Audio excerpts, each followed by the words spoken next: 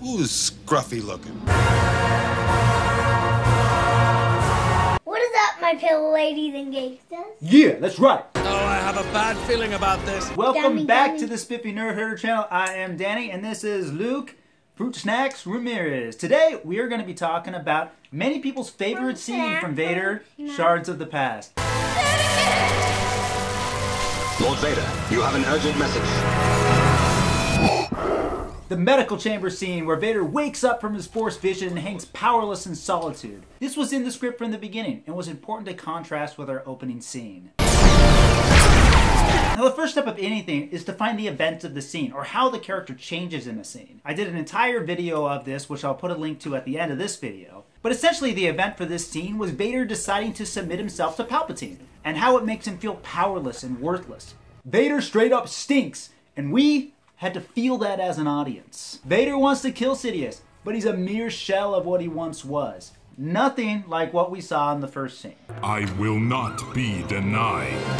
Now the first step after finding the event of the scene and knowing exactly why it exists was storyboarding. Vader initially started out on his back to communicate this powerless feeling. I especially really loved the last shot, with its single point convergence of the cables going into him and its 3-shot progression coming out. But Star Wars Theory really wanted him hanging, so I got up into his face, looked him in the eye and said, I agree. What do you think about that?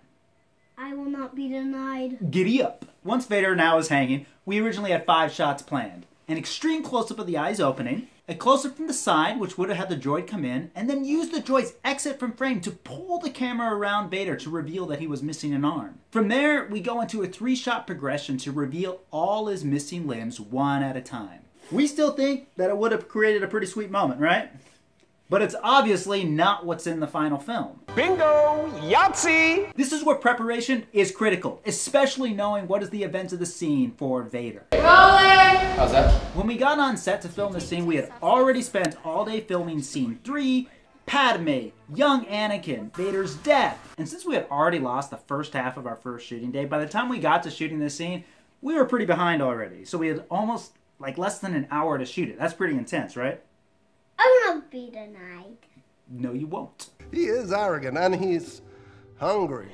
So after consulting with Lee, our AD, Ian, our producer, and Matt, our cinematographer, all while Star Wars Theory is just chilling with his arms up in the air, Let's get some help on the arms. we decided to cut down the scene to 2 setups. 2 setups that would communicate the events of the scene and Vader's feelings and help the audience experience what we wanted them to feel. So sometimes you plan all these shots, you do all this preparation, and then sometimes for a variety of factors, you have to throw it all out the window. But if you've done your preparation, if you know the events of the scene, and know what you need to tell your main character's story, I 100% promise that you'll be able to fully come up with these new ideas in the moment, because you'll have the solid basis to work from. So how did we do the visual effects? Up until about a week before filming, we had planned to do a practical medical chamber set. But at the request of Michael Miller, our production designer, so he could focus more on the throne room, we decided to do an entirely CG environment. So we shot Star Wars Theory in front of a green screen with all these cables around him and coming into him with him standing on an apple box. Apple box? What about an apple box? An apple box. What apple box? The one he's standing on. Who's standing on an apple box? Along with some intense rotoscoping and tracking, our wonderful visual effects team created everything from scratch, including 2 medical droids, which, although they were super sweet, were ultimately taken out in the final comp since I felt that they might distract from our main man, Vader. To accomplish the changing of Vader's eyes, we shot the scene both with and without Vader's contacts and then blended them together at the right moment for the greatest emotional impact. Star Wars Theory also really wanted to have the eyes have a little extra punch, a little extra juice, right when he opened them after the Force vision. So we augmented them with visual effects briefly before fading into only the contacts. We also did a few extra touch-ups here and there, like removing Star Wars Theory's eyebrows. Now as for his eyelashes, they're canon, baby! They're canon, baby! Yeah. So after all was said and done, what was the point of this scene? Simply to show that Darth Vader and his service to the dark side and his master has left him with nothing. No power.